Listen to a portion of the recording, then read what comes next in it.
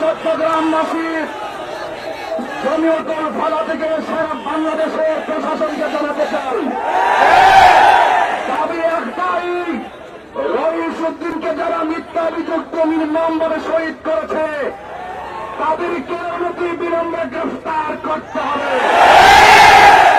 সারা বাংলাদেশের দাবি একটাই, এতগুলো সুশীল পক্ষ ওলামায়ে কেরাম মুসলিম আন্দোলন রাজপথে আন্দোলন করার পরেও কেন শহীদ রইসউদ্দিনের আসামিদেরকে গ্রেফতার করা হচ্ছে না? আমি প্রশাসনের ঊর্ধ্বতন কর্মকর্তার কাছে বিনীত অনুরোধ করব, নিঃসন্দেহে প্রবাল থানার প্রশাসন খুনিদের সঙ্গে স্বজনপ্রীতি করছে।